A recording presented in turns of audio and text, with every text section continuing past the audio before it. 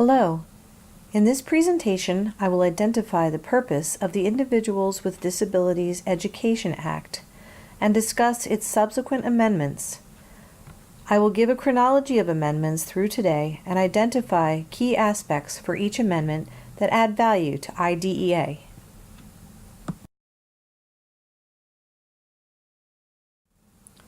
This presentation will also identify, analyze, and explain the 8 key components of IDEA, looking specifically at how these components affect the provision of education for students with disabilities and how they generally improve public education.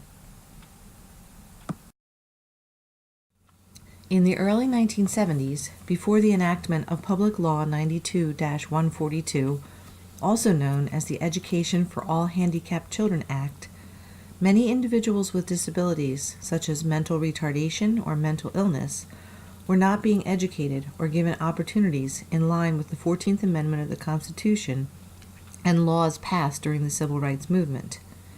The purpose of the Education for All Handicapped Children Act was to improve how children with disabilities were identified and educated, to provide an evaluation process, due process hearings, and protection and financial incentives from the federal government to the states and local school districts. In 1990, the Education for All Handicapped Children Act was changed to the Individuals with Disabilities Education Act, or IDEA. Since 1990, there have been many amendments made to this act to improve the quality of services provided to students with disabilities. The purpose of IDEA is to ensure that children with disabilities receive a free, appropriate public education, or FAPE, with the support of special education and related services. Individualized programming is also provided for students to meet their unique needs and to prepare them for continuing education or independent living. Government funding and parent involvement are crucial to the purposes and focus of the IDEA. The chronology of IDEA begins in 1975 when the Education for All Handicapped Children Act became law. In 1990, the name was changed to the Individuals with Disabilities Education Act, and IDEA at that time received some minor amendment changes. In 1997, IDEA received significant amendments. First, the definition of disabled children expanded to include developmentally delayed children between ages 3 and 9. It also required parents to attempt to resolve disputes with schools and local educational agencies, or LEAs, through mediation, and provided a process for doing so. The amendments authorized additional grants for technology, disabled infants and toddlers, parent training, and professional development. IDEA was amended by the Individuals with Disabilities Education Improvement Act of 2004.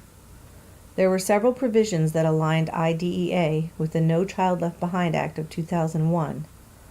This authorized 15 states to implement 3-year IEPs on a trial basis when parents were in agreement.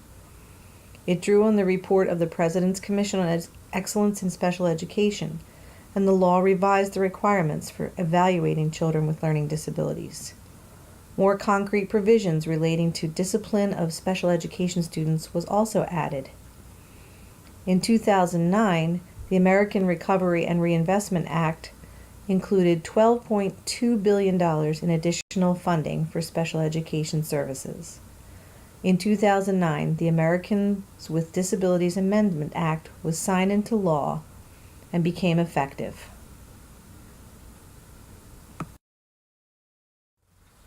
IDEA began as the Education for All Handicapped Children Act in 1975. An amendment to that act, passed in 1986, provided infants and toddlers programming, which later became Part C of the IDEA amendments of 1997. Through these amendments, grants were provided to states for all qualified children ages birth to 2 to receive special education and related services. Once a child reached the age of 3, they would be entitled to receive services under Part B of the IDEA. Infants and toddlers identified with developmental delays, cognitive, physical, communication, social, emotional, or adaptive delays, or those who had been diagnosed with a physical or mental condition that might result in a developmental delay, were qualified to receive educational services under Part C of the IDEA. Since 1975, the EAHCA underwent many other numerous changes.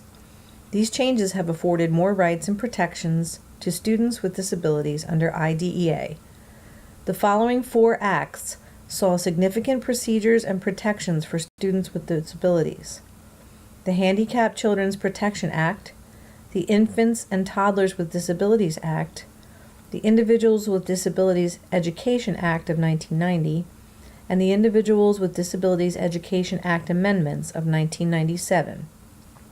The Individuals with Disabilities Education Improvement Act of 2004 also included changes that were incorporated into IDEA as amendments and not as separate laws.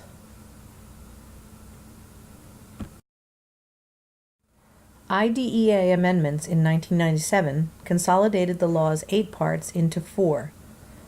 It made additional changes that 1. Gave more power to parents, 2. Ensured access to the general education curriculum, 3.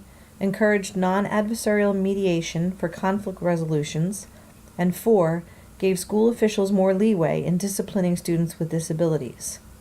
These amendments mandated states to develop certain performance goals and indicators, such as dropout rates and graduation rates. The following are the categories of disabilities that are eligible to receive funding and services as defined by IDEA. They are visual impairment, including blindness, autism, deaf blindness, deafness, hearing impairment, intellectual disability, speech and language impairment, multiple disabilities, orthopedic impairments, other health impairments, emotional disturbance, specific learning disabilities, and traumatic brain injury. Other 1997 amendments included changes in the IEP, which gave students with disabilities state and district-wide assessments. In IEPs, measurable annual goals, which included benchmarks or short-term objectives, were allowing educators and parents the opportunity to track progress using measurable outcomes. Both special education and general education teachers were at this time now required to be a part of the IEP team. Also, it was required that students with disabilities be included in state and district-wide assessments. This meant that the IEP team would need to consider modifications or accommodations needed to allow students to participate in standardized assessments. Concerning discipline of student behaviors, amendments in 1997 required that students exhibiting behavior or discipline issues be given a functional behavior assessment in order to create a positive behavior intervention plan that could be included and incorporated into the student's IEP. While school officials were given more leeway disciplining children in the same manner that they would discipline students without disabilities, a primary difference existed in that those with disabilities could not be suspended more than 10 school days. Certain violations would allow school officials to have students with disabilities in an interim, alternative educational setting for up to 45 days, as determined by the student's IEP team. More 1997 amendments also addressed handling disputes more amicably, limiting attorney fees, participation in IEP team meetings, education to adult incarcerated students, and extension of services to children who attended charter schools. The Individuals with Disabilities Education Improvement Act of 2004 had a goal of Congress to align IDEA with the Elementary and Secondary Education Act, also known as No Child Left Behind, in 2001. IDEIA sought to increase academic outcomes with the incorporation of best practices and the addition of highly qualified special education teachers. Schools were also encouraged to develop programs that helped to meet more students' needs in the general education setting and to provide assistance to all students who needed help. Part of the congressional updates of 2004 included important changes in IEP development, short-term and benchmark goals, IEP team meeting requirements for modifications, longer times for more comprehensive IEPs, changes and discipline policies, and resolution of disputes and attorney fees. Eligibility requirements were updated, ensuring that IEP teams would examine programming to determine the true cause of any student's problems. Would this cause be connected to or related to a true learning disability or simply to poor programming?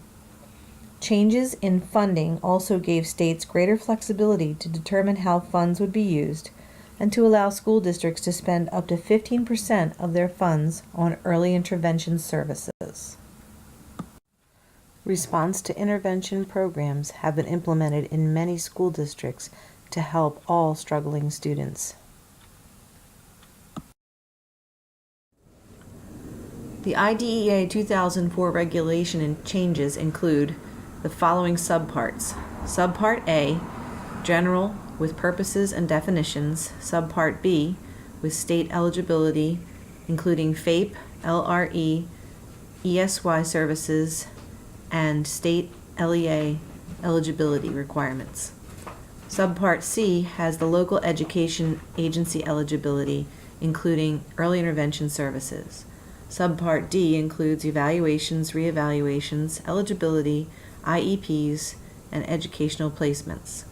Subpart E includes procedural safeguards with due process procedures, procedural safeguard notices, mediation, due process hearings, modeling the due process form, resolution due process, timelines, attorney's fees, child's status during proceedings, discipline, manifestation determination, transfer of rights at the age of majority.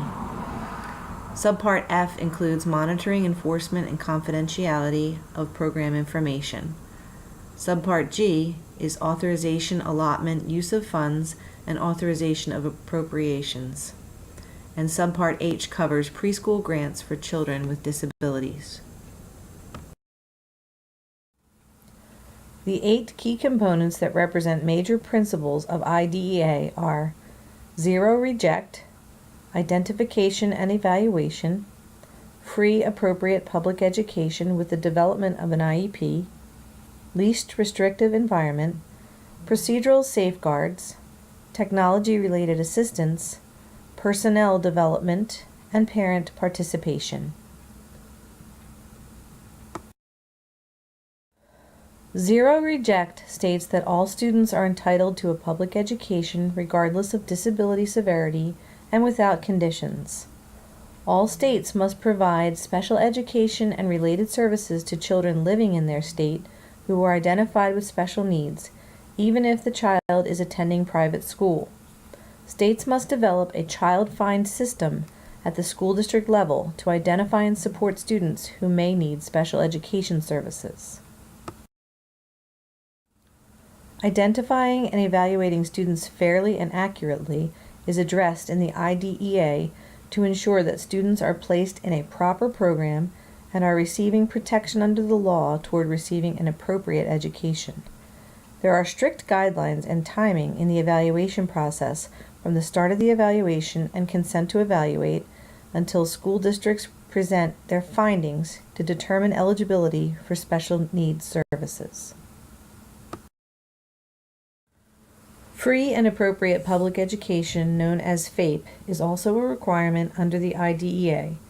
With a free and appropriate public education, an IEP must be provided for all students identified as eligible to receive special education services.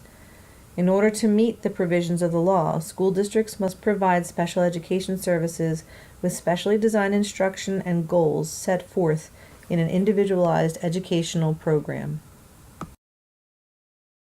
Providing services in the least restrictive environment works toward educating students with disabilities with their typical peers. Examples of ways that students can be educated in the least restrictive way include developing an appropriate plan for student individual needs, providing various placements such as regular education classrooms, resource rooms, special learning support classes, special schools, instruction at home, and in hospitals and institutions. Procedural safeguards are important components that help to protect students with disabilities and their families. The safeguards are important by making parents participants in the special education process. Components of procedural safeguards are general safeguards, independent educational evaluations, appointing surrogate parents, providing cases be evaluated and taken seriously, and mediation for resolving disputes. Technology-related assistance is an important issue for many children and families with disabilities. There are many considerations when choosing technology devices for students to use depending on their specific needs. Vital to helping students with disabilities, technology-related assistance was provided by federal grants and incorporated into the IDEA. When assistive technology is deemed necessary for a free, appropriate public education to be provided, these amendments to the laws help to expand the availability of assistive technology to all students. IDEA also addresses development of personnel and the provision of the appropriate certification and license for teachers and support staff who work with students who have disabilities. Highly qualified teachers were required by No Child Left Behind by the year 2005-2006 in all special education settings underneath of the Elementary and Secondary Education Act. The final component provided for in the IDEA is that of parent participation. Parent involvement is crucial through the evaluation process, the development of an IEP, and subsequent meetings and decisions for placement along the way as their child progresses. Developing a strong partnership between families and school staff is vital to the success of the educational program for students with disabilities.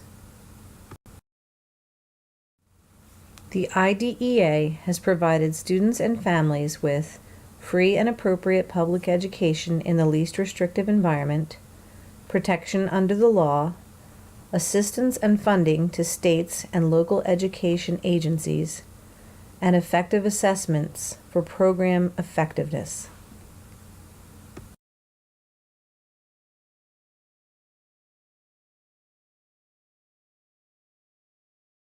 The development of the IDEA and accompanying laws over many years has afforded children with disabilities the right to receive an education in line with their typical peers. The history and key components discussed here have improved public education by including all children into the classroom and providing opportunities for growth, advancement, and independence for many students who were overlooked and marginalized in the past. A greater awareness and understanding toward all students and an attitude of acceptance and care for each member in society is taught and reinforced as children interact with peers of all ability levels and challenges, creating an environment in school and in our world that values each person.